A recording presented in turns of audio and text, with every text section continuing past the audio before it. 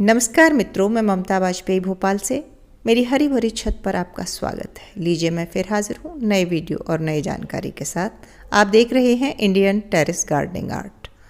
और हाँ, बाढ़ और उसके नुकसान के बाद बगिया में फिर से काम शुरू हो गया है और हम अब फिर से क्यारियाँ तैयार कर रहे हैं। जो बेलें ख़राब हो गई थी वो हमने उखाड़ दी। एक कोने में ये हरी भरी बेलें बची हैं तो इनको हमने खाद पानी दिया। तो मेरी कोशिश है हमेशा ये चैनल बनाने का मकसद ही यही है कि सब लोग अपने घर में एक दो सब्जियां ज़रूर उगाएं। तो ये मेरी रिक्वेस्ट है कि आप मुझसे जुड़ें या न जुड़ें, लेकिन अपने घर में सब्जियां ज़रूर लगाएं। एक दो गमले, टूटी हुई बाल्टियां या कोई भी टब वगैरह जैसे कि मैंने लिया है, इस तरह से अगर आप बागवानी की शुरुआत करेंगे तो निश्चित ही आपको सफलता मिलेगी। ये मैं गारंटी लेती हूँ, क्योंकि सफलता असफलता साथ चलती है। देखिए, मेरी बेलें मैंने हटा दी और मैं इसका कोई भी मलाल नहीं कर रही हूँ।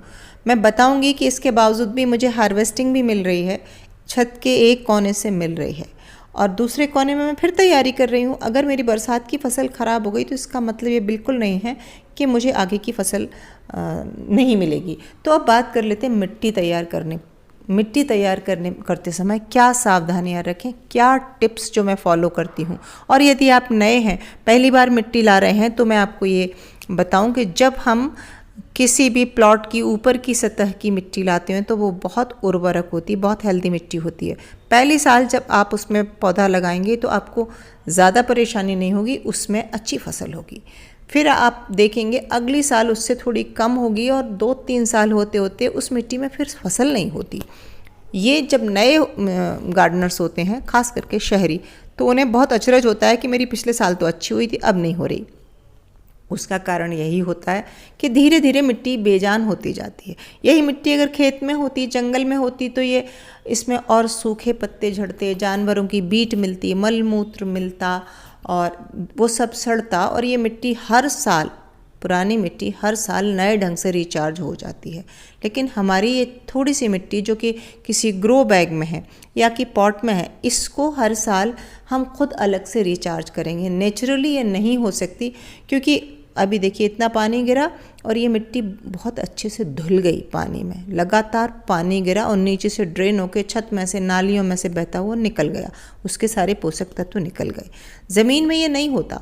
ज़मीन में सारे पोषक तत्व नीचे ही जाते हैं और मॉइस्चर के साथ जड़ें नीचे जाके फिर वापस उस पोषक तत्व को पा सकती हैं।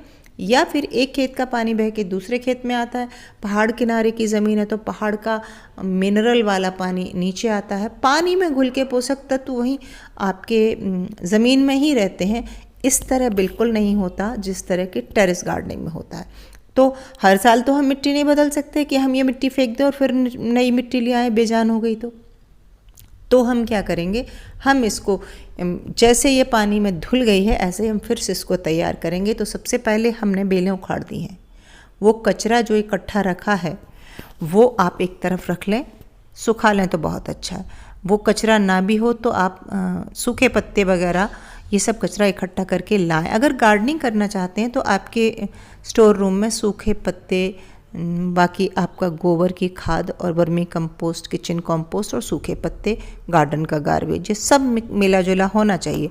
यदि आप इस ड्रम को पलट सकते हैं, हम नहीं पलट रहे हैं, लेकिन यदि आप पलट सकते हैं तो इसे पलट लें और वो सारे कचरे की एक मोटी लेयर नीचे लगा दें और उसके ऊपर ये मिट्टी भर दें।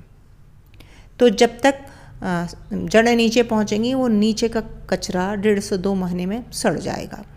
अब आप ऊपर क्या करें, इस मिट्टी में अब आपको गोबर की खाद मिलानी ही होगी। और वो आप अगर 20% भी मिला देंगे, आप 10% भी मिला देंगे, आप ऊपर की लेयर में गोबर की खाद मिला दें। अब कंपलसरी है, यदि खाद नहीं मिला पा रहे हैं तो वो गोबर की खाद भी ज़रूरी है। कई बार ये प्रश्न आता है कि हमारे पास सिर्फ किचन कंपोस्ट है, गोबर की खाद नहीं है। तो ये ऐसे ही कुछ इस तरह से होता है जैसे हम अपना थाली परोस के खाना खाते हैं और उसमें दाल होती है, चपाती होती है, सब्जी होती है, सलाद होता है, अचार, पापड़, मिठाई, सब कुछ होता है। तो यदि हम उसमें कहें कि हम दाल नहीं, हमारे पास केवल सब्जी है, तो दाल के जो प्रोटीन है वो हमें नहीं मिल पाएंगे। इसी तरह मिट्टी को भी संतुलित आहार चाहिए, तो थोड़ी गोबर की खाद भी हो, थोड़ी किचन कंपोस्ट भी हो। और वर्मी कंपोस्ट और गोबर की खाद एक ही चीज़ है, वो बस वो केंचुओं द्वारा बनाई जाती है वो गोबर की खाद ही। तो मैं ये कह सकती हूँ कि यदि आपके पास गोबर की खाद उपलब्ध है तो गोबर की खाद सबसे शक्तिशाली खाद मानी जाती है। फिर आपके पास वर्मी कंपोस्ट नहीं हो, किचन कंपोस्ट नहीं हो तो कोई बात नहीं, एकमात्र गोबर की खाद से मिट्टी बहुत बहुत उपजाऊ हो जाती है। एकमात्र बकरी की लैंडी या बकरी की मेमनी की खाद है, गोबर की नहीं भी है तो उससे भी मिट्टी उपजाऊ हो जाएगी। लेकिन आप चाहें कि केवल किचन कंपोस्ट से काम चला लें तो बात नहीं बनेगी। गोबर खाद, जानवरों का अवशेष से जो खाद बनती है वो हमें चाहिए। ये बहुत नाइट्रोजन रिच होती है, पौधों की ग्रोथ बहुत अच्छी होती है। लेकिन जब आप छत पर गार्डनिंग कर रहे हैं तो किचन कंपोस्ट बनाएंगे ही, तो आप किचन कंपोस्ट जब अगर मिला रहे हैं तब आप गोबर की खाद की मात्रा कम कर सकते हैं। वर्मी कंपोस्ट हटा दीजिए, मत मंगाइए। आप केवल गोबर की खाद मिल रही है तो किचन कंपोस्ट गोबर की खाद मिला दें। सूखे पत्ते कचरे तो मिलाना ही है, नहीं मिल रहे हैं तो कोई बात नहीं है, लेकिन अगर है आपके यहाँ तो उसे फेंके नहीं, उसे इस तरह यूज करें, चाहे किचन कंपोस्ट में मिला दें या फिर गमले की तली में डाल दें। तो खाद को लेकर जो भ्रम होता है कि हमारे पास ये है और ये नहीं है, तो मैं आपको डिटेल में समझा रही हूँ। गोबर की खाद अकेली है, आपके पास सब कुछ है, फिर वर्मी कंपोस्ट लेने नहीं जाना। वर्मी कंपोस्ट है और गोबर खाद नहीं है तब भी चलेगा, क्योंकि दोनों गोबर की ही खाद है। लेकिन अकेले किचन कंपोस्ट से बात नहीं बनेगी। सब कुछ है तो फिर आप सब कुछ की, ये नहीं है कि सब 30-40% मिला के डाल दिया, सब मिला के आप कुल मिला के खाद का रेशियो 30 से 40% हो। ये 40 में मैक्सिमम बता रही हूँ। साथ ही मिट्टी, अब हमारी ये मिट्टी जो है ना, ये एक बार फसल दे चुकी है, अब ये बहुत गीली हो गई थी, तो हम क्या करेंगे, इसको देखिए ऊपर नीचे कर रहे हैं, और ये हम हर 2 दिन में कर दे रहे हैं, एक बार ही नहीं कर रहे हैं। और इसको थोड़ी धूप दिखा लेंगे, उससे क्या होगा कि जो फंगस है जो मॉइस्चर में पनपती है, गीलेपन से होने वाले सारे रोग, सारे कीटाणु मर जाएंगे। तो इसको एक बार धूप दिखाएंगे, इसमें थोड़ा गोबर खाद मिलाएंगे और इसको ब्रेक देंगे, कुछ दिन के लिए छोड़ेंगे।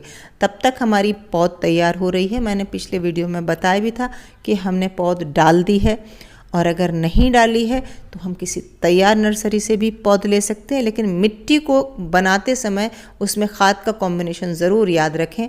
मैं जब अपनी मिट्टी की बात करती हूँ तो मेरी कई सालों से इसमें खाद मिल रही है, तो मेरी कम खाद मिलाने में काम चल जाता है। मेरी मिट्टी अलग है। लेकिन आप अगर पहली दूसरी बार कर रहे हैं, पहली बार तो आपको ज़्यादा दिक्कत होगी नहीं, क्योंकि आपकी मिट्टी अच्छी रहेगी। लेकिन फिर भी आप पहली दूसरी बार कर रहे हैं तो इसी तरह करें जैसे मैंने बताया। मिट्टी और खाद को लेकर आपके अगर और भी कोई कन्फ्यूज़न हो तो आप ज़रूर यहाँ प्रश्न छोड़ें, मैं आपके हर प्रश्न का उत्तर दूंगी, और मैं अलग एक और वीडियो बनाकर मिट्टी और खाद के बारे में चर्चा करूंगी। और हाँ, मैं एक बार ये रिक्वेस्ट करूंगी कि गार्डनिंग का जो चैनल है वो एक मेरी ऐसी कोशिश है कि पर्यावरण सुधरे, लोग मिट्टी से जुड़ें, प्रकृति से जुड़ें। तो मुझे आप लोगों का सहयोग भी चाहिए। वीडियो अच्छा लगे तो लाइक करें, शेयर करें, और मेरे इस कोशिश में मुझे सफल बनाने के लिए सब्सक्राइब तो कर ही लें। मिलते हैं अगले वीडियो में, तब तक के लिए नमस्कार।